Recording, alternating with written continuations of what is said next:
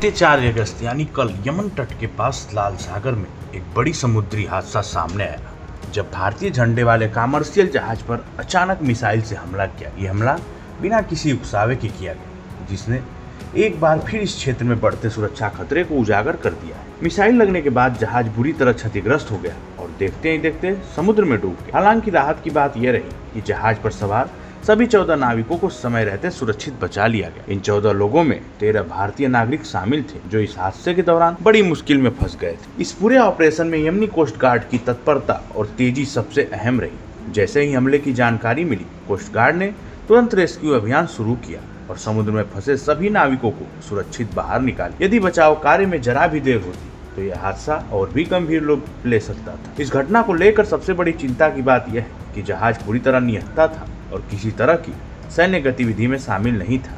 इसके बावजूद उस पर मिसाइल से हमला किया गया, जो अंतर्राष्ट्रीय समुद्री कानूनों और सुरक्षा मानकों का खुला उल्लंघन माना जाए। इस हमले के बाद भारत सरकार और विदेश मंत्रालय ने तीखी प्रतिक्रिया दी। विदेश मंत्रालय ने बयान जारी कर कहा कि निहत्थे कमर्शियल जहाजों पर इस तरह के हमले पूरी तरह अस्वीकार्य हैं और इनकी कड़ी निंदा की जाती। साथ ही यह भी कहा गया कि समुद्री रास्तों की सुरक्षा सुनिश्चित करना अंतर्राष्ट्रीय समुदाय की साझा जिम्मेदारी है। सरकार ने यह भी स्पष्ट किया कि विदेशों में काम कर रहे भारतीय नाविकों की सुरक्षा उसकी प्राथमिकता है। सभी नाविकों के सुरक्षित होने की पुष्टि के बाद उनके परिवारों को भी सूचित कर दिया गया है। सरकार लगातार स्थानीय अधिकारियों के संपर्क में बनी हुई। लाल सागर और उसके आसपास के क्षेत्र में पिछले कुछ समय से हमलों की घटनाएं बढ़ी हैं।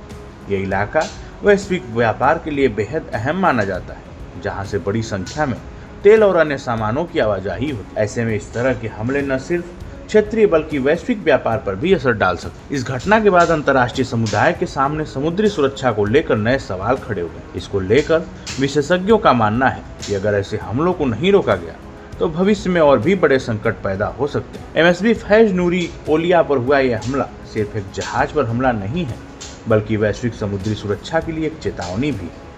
इसको लेकर राहत की बात यह है कि सभी नाविक सुरक्षित हैं, लेकिन यह घटना यह सोचने पर मजबूर करती है कि अंतर्राष्ट्रीय जल क्षेत्रों में सुरक्षा को लेकर अब और कड़े कदम उठाने की जरूरत है। फिलहाल इस जानकारी में इतना ही। ऐसे ही देश दुनिया की तमाम खबरों के लिए देखते रहिए भारत एक्सप्रेस।